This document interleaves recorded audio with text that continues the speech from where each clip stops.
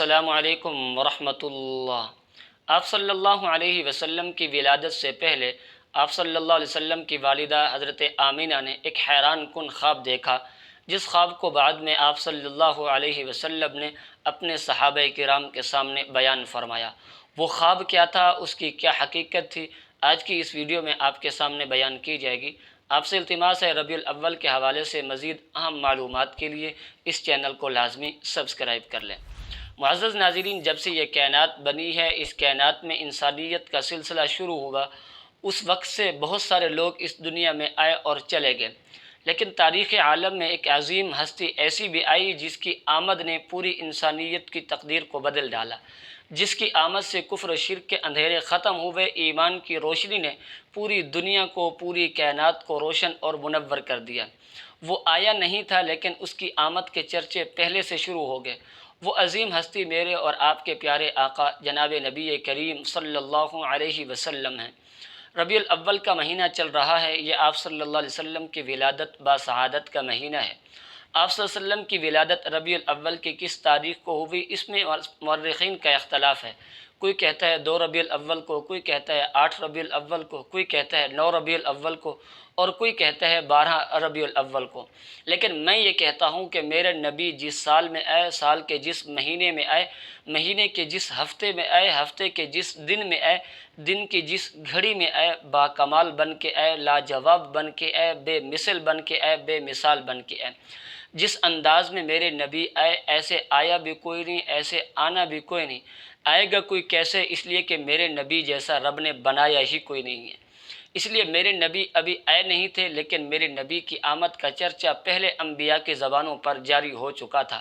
میرے نبی آئے نہیں، میرے نبی کی آمد سے پہلے اللہ رب العزت نے نشانیوں کو ظاہر فرمایا۔ ان نشانیوں میں ایک نشانی حضرت آمینہ کا خواب تھا۔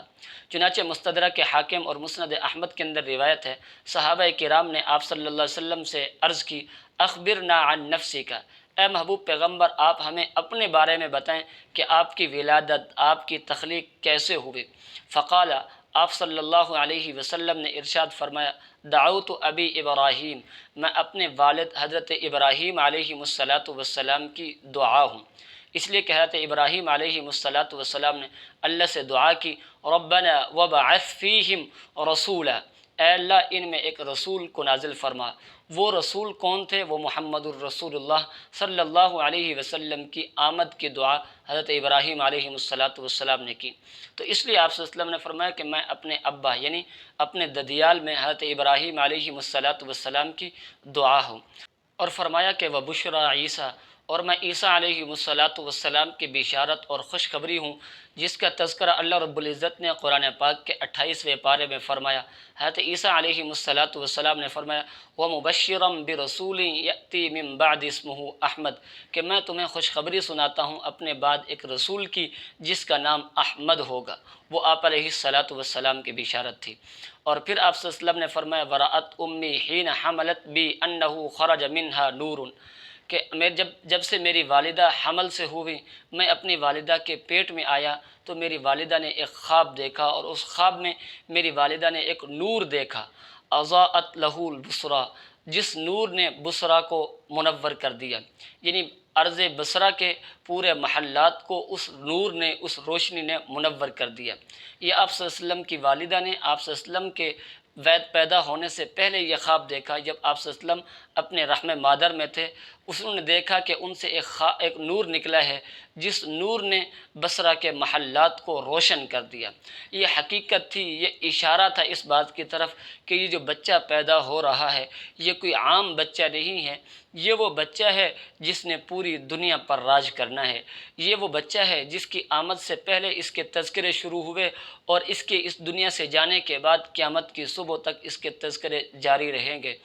یہ وہ نبی آ رہا ہے جس کی حکمرانی، جس کی سلطنت کیسر و کسریٰ اور بصرہ کے محلات تک جا پہنچے گی۔ اور حقیقت میں یہی ہوا کہ مسلمانوں نے ایک کم وقت کے اندر، کم عرصے کے اندر مسلمانوں نے کیسر و کسریٰ کے محلات پر بھی حکمرانی کی۔ تو یہ آپ علیہ السلام کی بشارت کی خوشخبری تھی۔ اللہ رب العزت سمجھنے کی توفیق نصیب فرمائے۔